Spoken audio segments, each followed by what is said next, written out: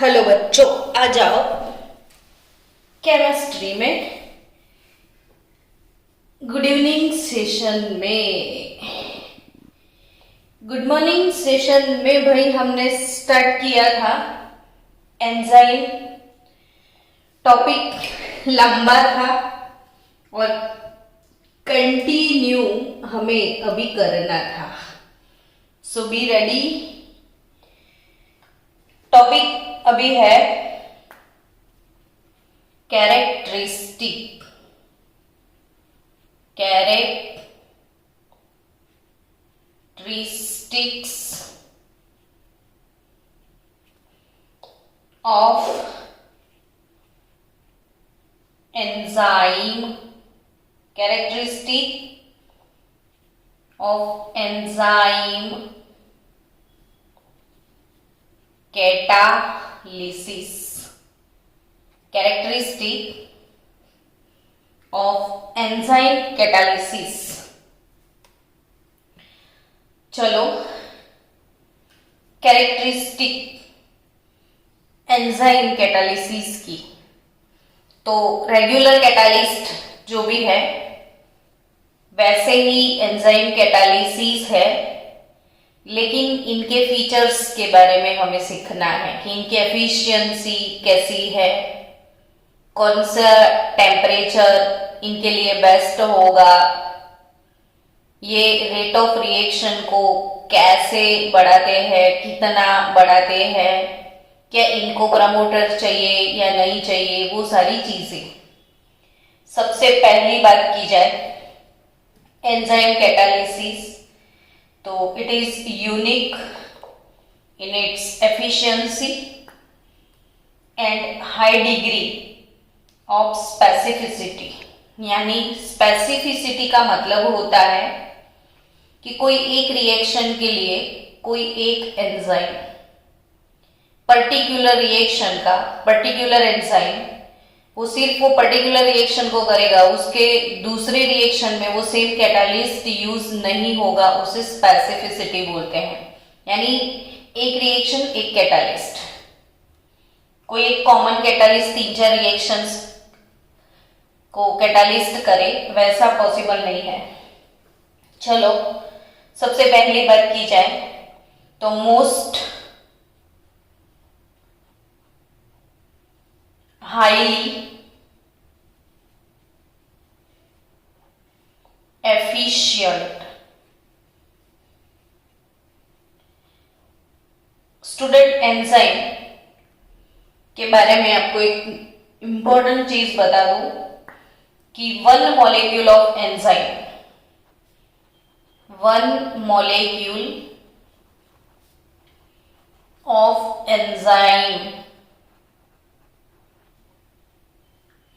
may transform 1 million molecule. One molecule of enzyme 1 million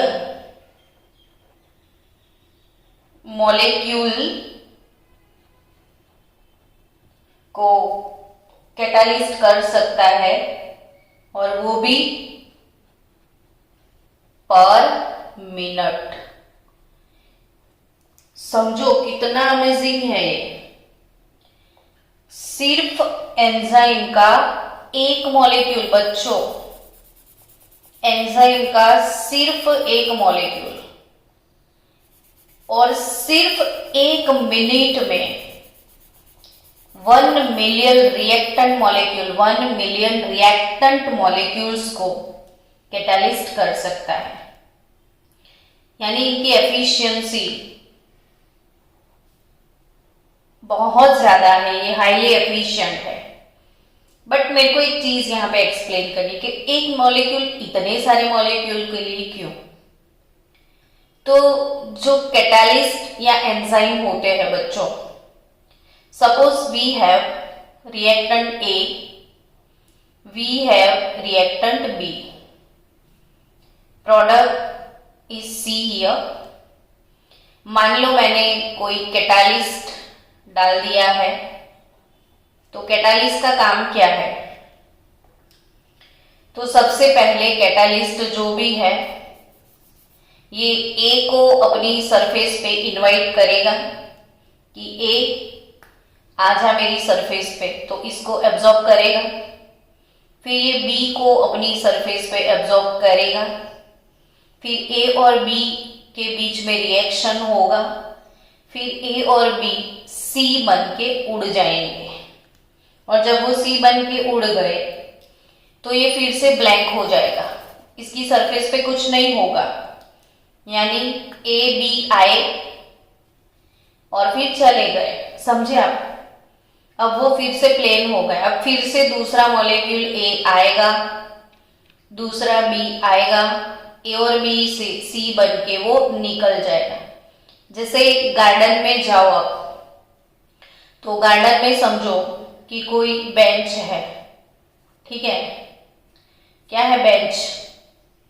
तो आप garden में गए, बेंच पे अपने फ्रेंड के साथ बैठे, बातचीत करी, निकल गए।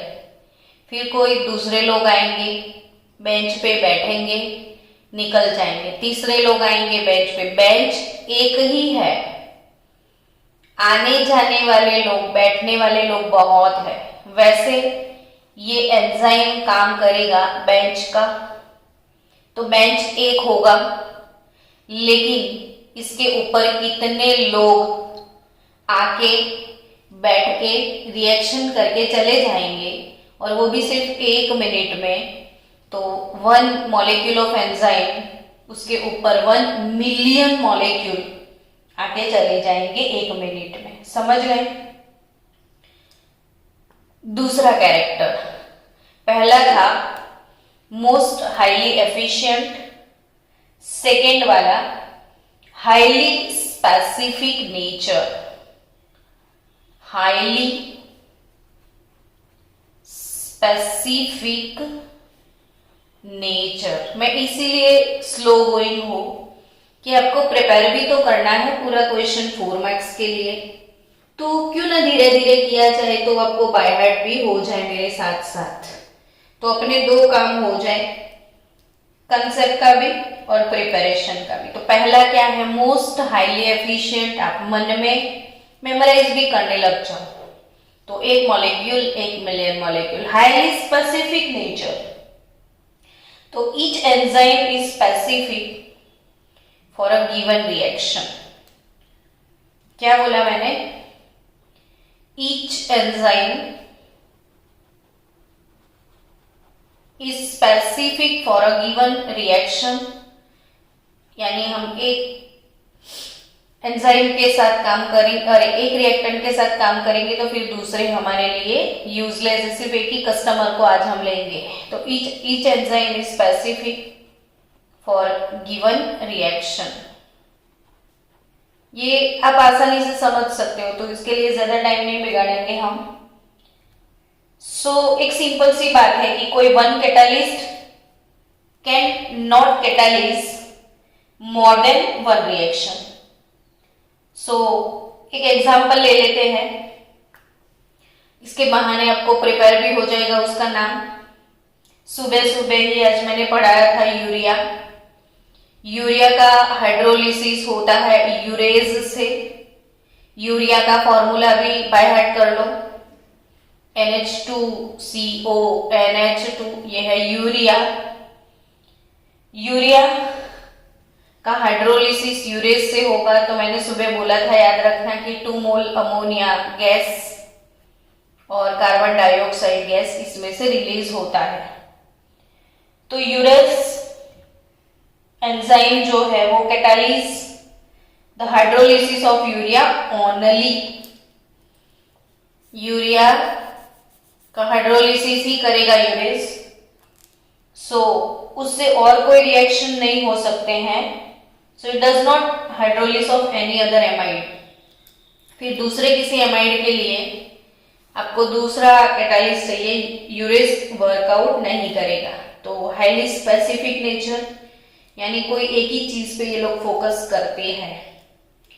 नेक्स्ट, फर्स्ट हो गया, सेकेंड कैरेक्टरिस्टिक हो गया। Now go for third characteristic. ये हमारे लिए बहुत इंपॉर्टेंट है, हम इसके इसके साथ थोड़ा टाइम स्पेंड करेंगे। ये है हमारा तीसरा character, highly active under optimum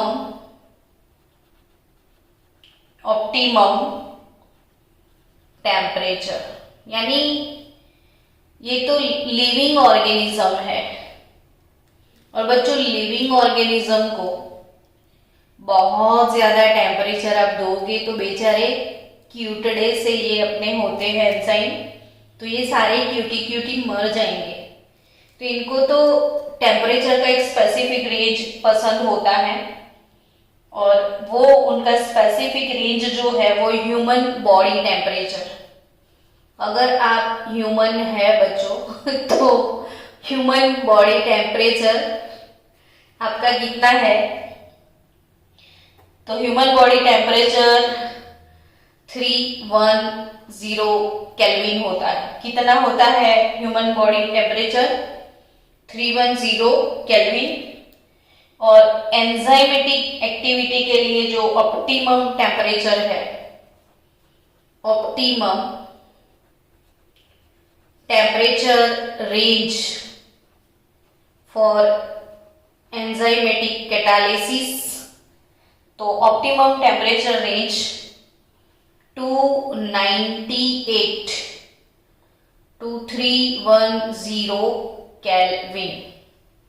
298 to 310 kelvin optimum temperature range for catalyst.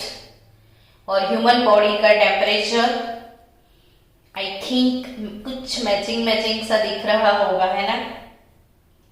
तो बच्चों द ह्यूमन बॉडी टेम्परेचर मतलब अपना जो बॉडी टेम्परेचर है, it is suitable for enzyme. अब समझो कि आपको आ गया फीवर। फीवर का मतलब है टेम्परेचर इंक्रीज होना, तो fever means increase in temperature.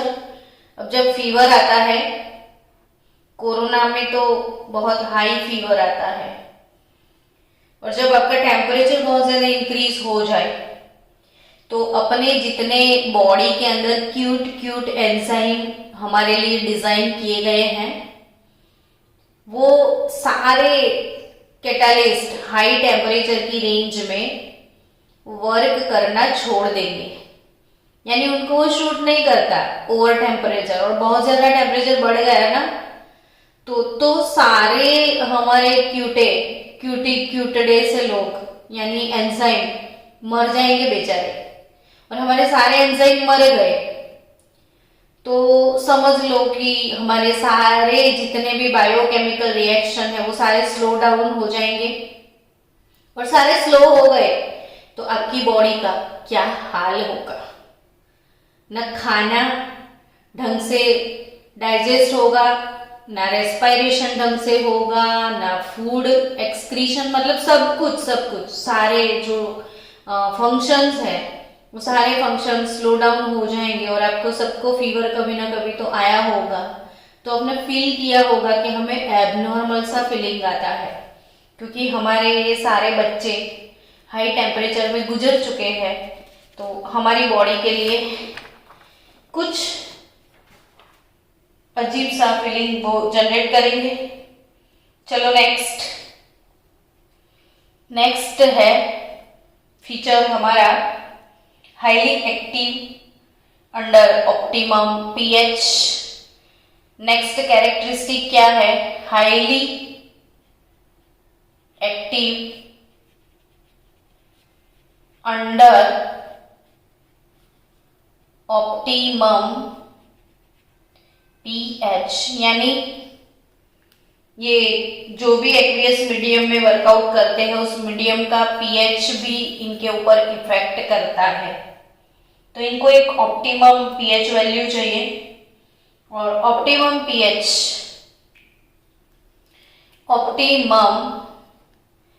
pH for enzyme catalyst, वो याद रखना 5 to 7।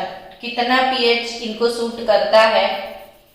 5 to 7, यानी बॉडी का pH, बॉडी में जितने फ्लूइड्स है, जैसे सारे most probable biochemical reactions blood में होते हैं, तो ब्लड का pH मेंटेन रहना चाहिए। और कितना ध्यान रखा है भगवान ने आपका कि ये छोटे छोटे बच्चों को हमको एंजाइम बना के दिए हैं, वो बच्चे अपने मर ना जाए ब्लड में, तो ब्लड का पीएच चेंज नहीं होना चाहिए। और चेंज ना हो ब्लड में पीएच, इसके लिए भगवान ने अपनी ब्लड में एक बफर बनाया है। ये हमने पी ब्लॉक चैप्टर में सीखा था कि हमारी ब्लड का जो पीएच है ना 7.26 से 7.35 तक होता है ब्लड का पीएच। और ब्लड का पीएच कभी थोड़ा एसिड खा लिया, बेस खा लिया, तो ब्लड का पीएच कहीं चेंज न हो जाए, इसलिए ब्लड में एक बफर एक्टिव रहता है। और वो बफर है ब्लड के अंदर H2CO3 ऑब्लिक HCO3 माइनस। ये तो याद आया इसलिए मैंने मेंशन कर लिया ताकि आपको नीट जी में काम में आ जाए। तो स्टूडेंट, ब्लड का जो पीएच है 7.26 से लेके 7.35 तक की रेंज में, और वो पीएच मैनेज होता है एक बफर से। और वो बफर कहाँ से आता है? तो हमारी बॉडीज में हम एक गैस रिलीज करते हैं, कार्बन डाइऑक्साइड। वो गैस बॉडी के अंदर जो वाटर होता है इसमें डिजोल्व होके कार्बोनिक एसिड बनाता है, और कार्बोनिक एसिड का ही सॉल्ट बाय कार्बोनेट, तो एसिड और उसका ही सॉल्ट बाय कार्बोनेट दोनों का मिक्सचर, यानी ये बफर जो है वो ब्लड की पीएच को मेंटेन करता है। तो ये तो हो गई बात हमारी पीएच रेंज की कि जो भी एंजाइम है उनके लिए ऑप्टिमम पीएच रेंज कौन सी है? 5 to 7। सो ये पीएच रेंज पर्टिकुलर चेंज नहीं होनी चाहिए, नहीं तो फिर से वो क्यूटड़े मर जाएंगे।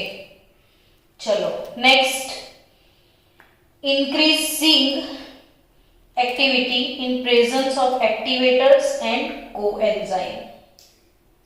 तो नेक्स्ट कैरेक्टरिस्टिक कौन सी है? इंक्रीजिंग। आप साथ साथ होमवर्क भी कर लो, आपका काम दोनों खत्म हो जाएगा। इंक्रीजिंग एक्टिविटी इन प्रेजेंस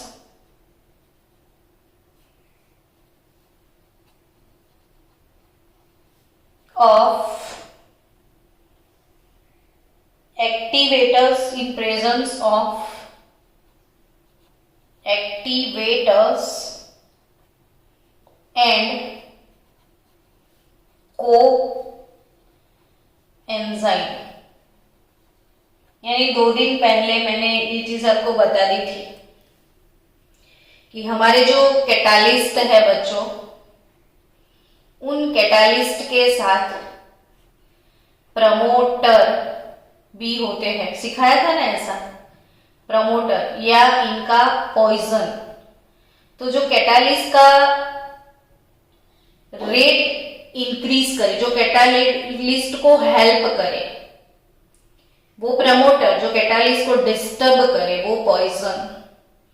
वैसे ही क्या हमारे डिजाइनर ने हमारे बॉडी में इतने बायोकेमिकल रिएक्शन डिजाइन किए हैं विथ एंजाइम, तो क्या उन्होंने हमारे लिए प्रमोटर डिजाइन किए हैं कि नहीं?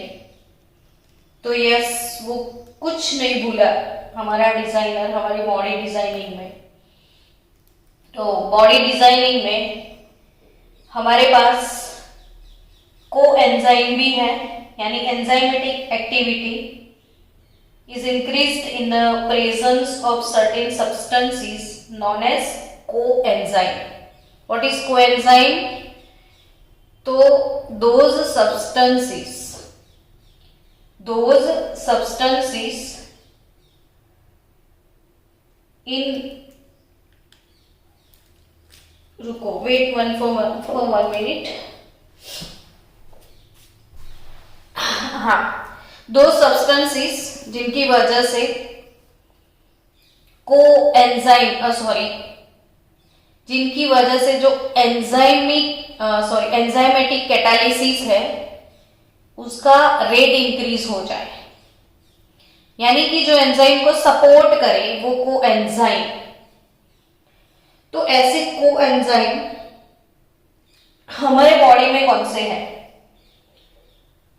तो हमको ऐसा कुछ दिया है, तो यस, क्या है? तो non protein part. I think बच्चों बायोमोलिक्यूल चैप्टर में हमने एंजाइम टॉपिक किया था, और एंजाइम टॉपिक में मैंने आपको एक्सप्लेन किया था कि उसके दो पार्ट होते हैं, एपो एंजाइम एंड को एंजाइम। एंजाइम के दो पार्ट होते हैं, एपो एंजाइम एंड को एंजाइम। और को एंजाइम वाला जो पार्ट है ना, वो मे बी ऑर्गेनिक और मे बी इनऑर्गेनिक। और जब वो ऑर्गेनिक था तो हम इसे को एंजाइम बोलते थे, और जो इनऑर्गेनिक था तो उसको हम को फैक्टर बोलते थे, है ना। तो अगर ये ऑर्गेनिक है और ये नॉन प्रोटीन पार्ट होता है, नॉन प्रोटीन पार्ट, तो कोएंजाइम नॉन प्रोटीन पार्ट है and they are known as vital amine यानी विटामिन। तो नॉन प्रोटीन पार्ट विटामिन वो कोएंजाइम है और वो उसका प्रमोटर हम बोल सकते हैं। और अगर आपने कहीं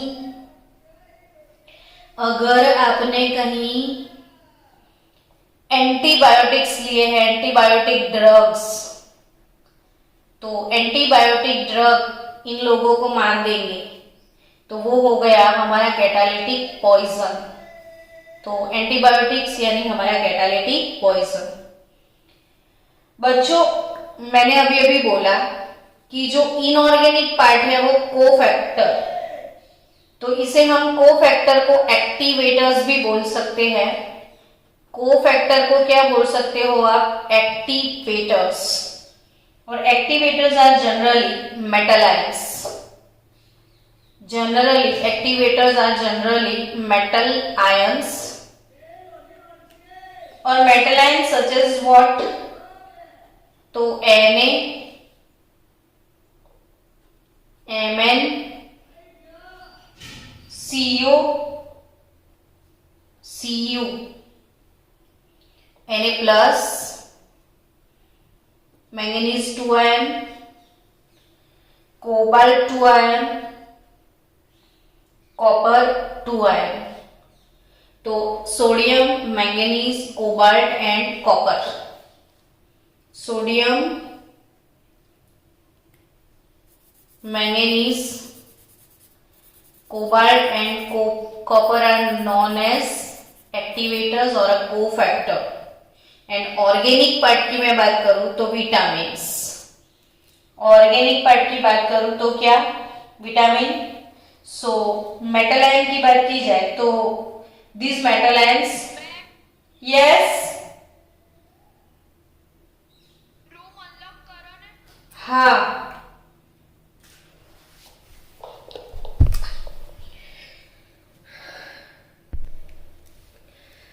चलो क्या बात कर रहे थे हम लोग कि मेटल आयंस ये एक्टिवेटर्स जो है वो मेटल आयन में। फिर से एक बार रिपीट करा दो आपको कि एंजाइम दो पार्ट के बनते हैं। एक इसका कोर पार्ट जिसे हम एपो एंजाइम बोलते हैं, और एंजाइम का दूसरा पार्ट है वो है को एंजाइम। यानी ये को एंजाइम वाला जो पार्ट है वो 2 टाइप का होता है, ऑर्गेनिक एंड इनऑर्गेनिक। अगर वो ऑर्गेनिक है तो इसे आप बोलोगे को एंजाइम, और अगर ये इनऑर्गेनिक है तो इसे बोलना है कोफैक्टर और एक्टिवेटर्स। और एज एक्टिवेटर्स हमारे पास होते हैं मेटल आयंस, और ये जो भी मेटल आयंस है वो metal ions weakly bonded to enzymes, metal ions when weakly bonded to enzyme molecules increase their catalytic activity। और एक एग्जाम्पल दिया है जो आपको याद रखना है, एमाइलेज। एमाइलेज कौन सा एग्जाम्पल है?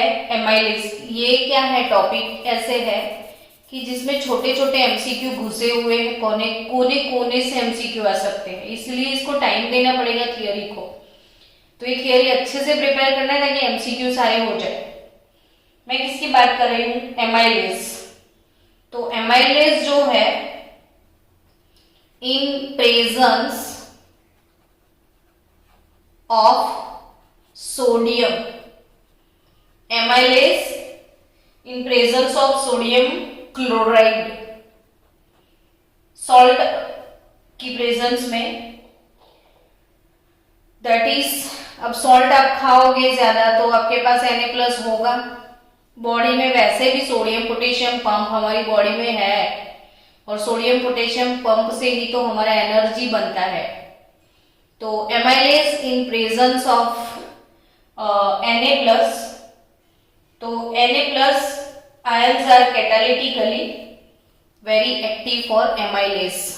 तो समझो कि अगर बॉडी में Na+ है तो एमाइलेज का जो भी कैटालिटिक एक्टिविटी है वो हाईली एफिशिएंट हो जाएगा। वैसे एमाइलेज एक्टिवेट करता है, रेट ऑफ रिएक्शन बहुत सारा बढ़ जाएगा, लेकिन अगर इसका प्रेजेंस है तो और भी ज्यादा फास्ट वो रेट ऑफ रिएक्शन को इंक्रीज करेगा। समझ गए? चलो अब हमारा नेक्स्ट कारोबार, आई थिंक हमने 5 कैरेक्टरिस्टिक पढ़ ली, अब लास्ट कैरेक्टरिस्टिक बचा है, और लास्ट कैरेक्टरिस्टिक है influence of inhibitors and poisons. Influence of inhibitors, कब से यही बातें तो हम कर रहे हैं, वो सेम टॉपिक है, इनहिबिटर्स एंड पॉइजन। पहले बात की प्रमोटर की जो भाई एंजाइम का फ्रेंड है। अब बात करेंगे इनहिबिटर्स यानी उसका दुश्मन। तो दुश्मन की उस पर क्या इफेक्ट होती है? तो कोई भी कैटालिस्ट को दुश्मन की इफेक्ट होती ही है, वैसे ही एंजाइम को भी दुश्मन का इफेक्ट होगा। इनहिबिटर्स और पॉइजन करेंगे क्या? तो इनहिबिटर्स और पॉइजन अगर है तो इन लोगों का रोल होता है कि दे इंटरैक्ट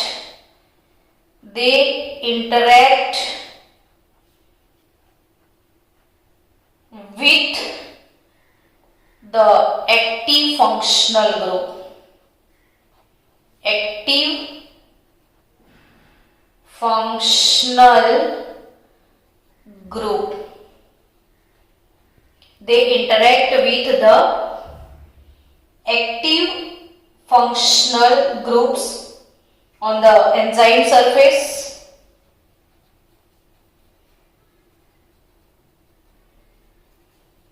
इसको मैं अभी डिटेल में एक्सप्लेन कर रही हूं, पहले आप सुन लो, समझ लो कि इनहिबिटर्स और poison interact with the active functional group on the enzyme surface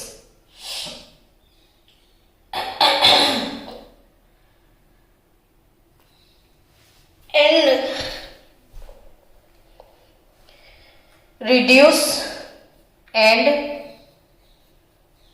reduce or completely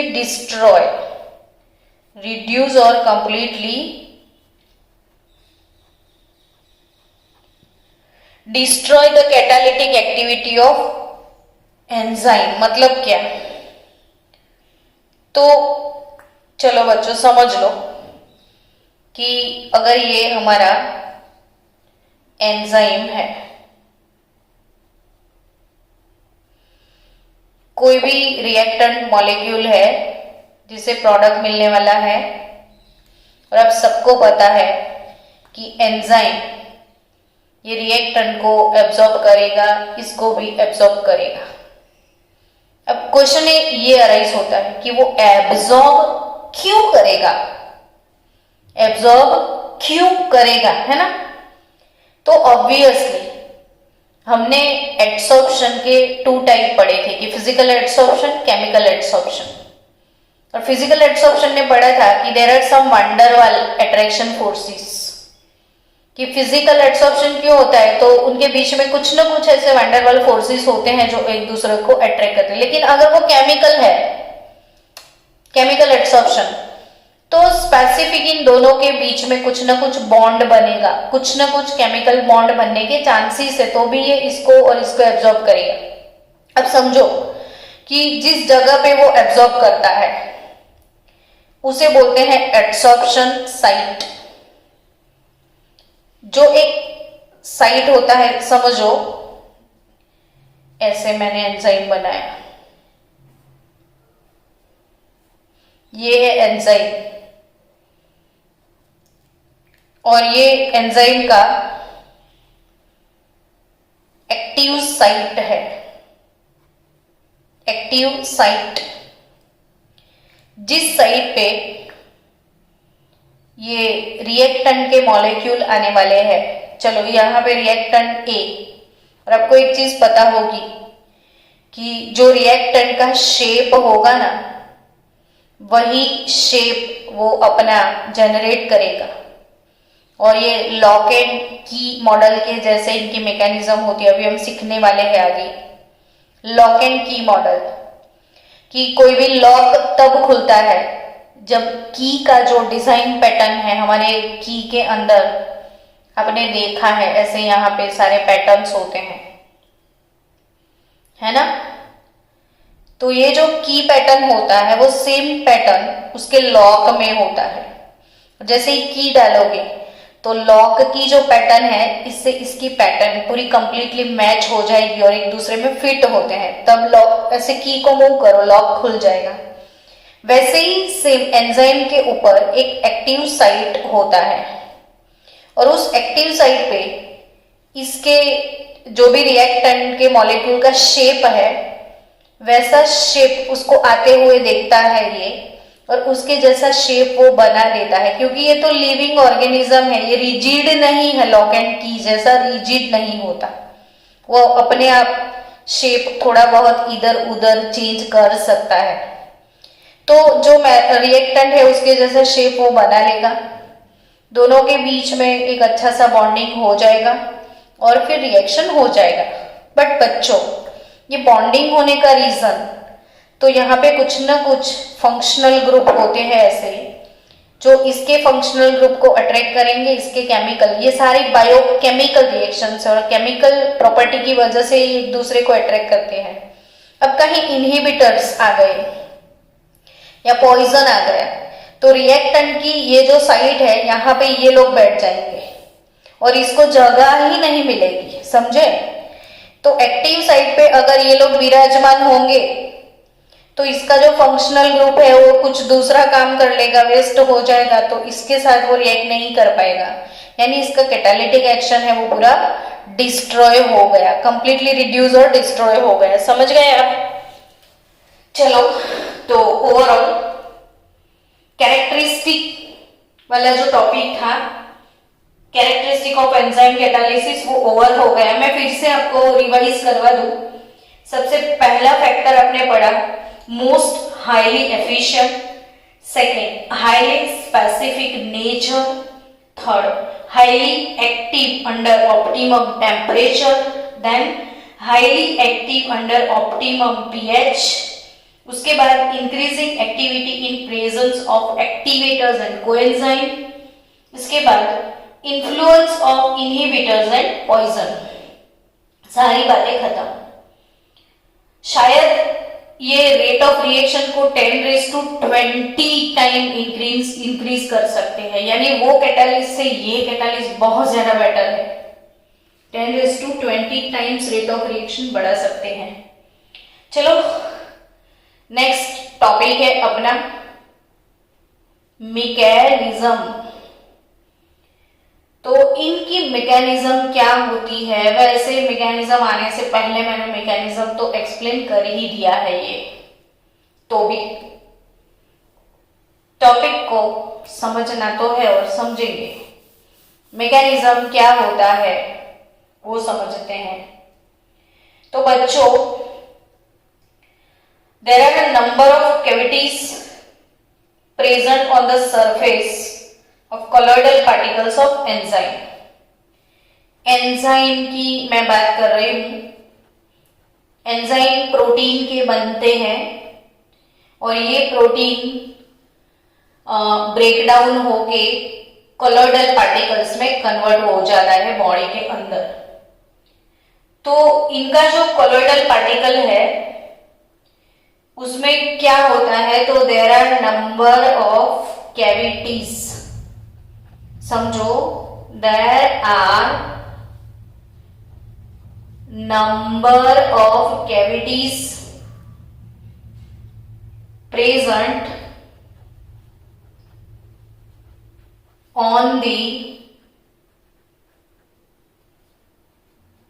surface of colloidal particle of enzyme। ठीक है। now these cavities, हाँ बोलो। ओके, तो एंजाइम से शुरू करते हैं। एंजाइम के पास बहुत सारी क्या है, कैविटीज है। अब these cavities are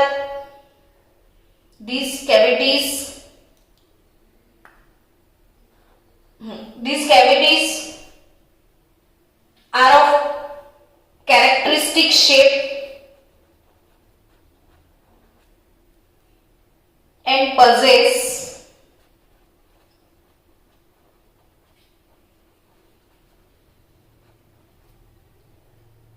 active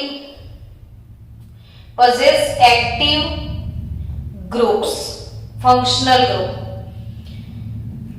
ये वाली बात है कि ये एंजाइम है तो उसके ऊपर ये कैविटी मैंने ऑलरेडी दिखाई है, देखो। तो एंजाइम की सरफेस पे ये छोटा सा कैविटी मैंने बनाया था, यानी एंजाइम की सरफेस पे बहुत सारे कैविटीज होते हैं और वो कैविटीज के एक पर्टिकुलर स्पेसिफिक शेप होते हैं और उन कैविटीज के ऊपर एक्टिव फंक्शनल ग्रुप होते हैं। और वो एक्टिव फंक्शनल ग्रुप कौन कौन से, तो एमिनो ग्रुप हो सकता है, क्योंकि एमिनो एसिड है ना, भूल जाओ तो भी याद करना कि प्रोटीन किस चीज से बनता है, तो एमिनो एसिड से बनता है। तो एमिनो और एसिड दो ग्रुप तो पॉसिबल ही है। May be there is a thio alcohol, OH को अल्कोहल बोलोगे तो सल्फर के अल्कोहल को थायो अल्कोहल बोलना है, ये है थायो अल्कोहल। और मे बी अल्कोहल, क्योंकि ऑर्गेनिक कंपाउंड में sulphur, halogen, oxygen, phosphorus, nitrogen ये वाले कंपाउंड ज्यादा होते हैं। तो फिर से एंजाइम, इनकी सरफेस पे ऐसे कैविटीज होते हैं, वो कैविटीज एक स्पेसिफिक शेप वाले होते हैं। उन कैविटीज में डिफरेंट डिफरेंट एक्टिव ग्रुप्स होते हैं। कितना अच्छे से समझ में आ रहा होगा, मुझे ऐसा लगता है, डोंट नो फिर। और कौन कौन से ग्रुप है जो कि एक्टिव होंगे, जो कि रिएक्टेंट के मॉलिक्यूल को अपनी सरफेस पे एब्जॉर्ब करेंगे, तो एमिनो ग्रुप हो सकता है, कार्बोक्सिलिक एसिड हो सकता है, थायो अल्कोहल हो सकता है, अल्कोहल हो सकता है। And these are actually the active center of the surface of the particle, यानी इनको बोलना है एक्टिव साइट। क्या बोलोगे आप इनको? Active site. और जिस साइट पे ये एड्सॉर्प्शन, डिसॉर्प्शन सब काम होगा, तो ये है एक्टिव साइट्स ऑफ एंजाइम। तो एंजाइम की एक्टिव साइट्स। अब क्या होगा, तो अब वो वाली चीज समझते हैं, लॉक एंड की मॉडल वाली बात, कि अगर ये मेरा एंजाइम है, एंजाइम को की समझना है, क्यों? एंजाइम को की क्यों समझना है? तो बच्चों, आपके घर में लॉक है, लॉक के अंदर का जो डिजाइन है वो डिजाइन की के ऊपर बना होगा। तो ये जो भी की है आपके पास, ये डिजाइन की के ऊपर बना होगा। और ये की एंजाइम क्यों? तो लॉक के अंदर की डालोगे तो लॉक खुल जाएगा, बट की तो जैसी थी वैसी वापस आएगी। यानी कैटलिस्ट तो वो ही होते हैं ना, जैसे होते हैं वैसे ही वापस आते हैं, उनमें कोई चेंज नहीं आता, चेंज रिएक्टेंट में आता है। तो इसीलिए लॉक जो है वो होता है, इसके सामने ये शेप है तो ऐसा शेप होगा, ये समझो। ऐसा कुछ शेप किसका होगा? सेम सबस्ट्रेट का होगा। सबस्ट्रेट यानी रिएक्टेंट मॉलिक्यूल, सबस्ट्रेट यानी रिएक्टेंट मॉलिक्यूल। अब इन दोनों के बीच में क्या होगा देख लो। ये जो की है वो अंदर फिट हो गया है। मेरा ड्राइंग इतना अच्छा नहीं है, आपको समझ लेना है डिजाइन। और ई और एस लॉक एंड की फिट हो गया।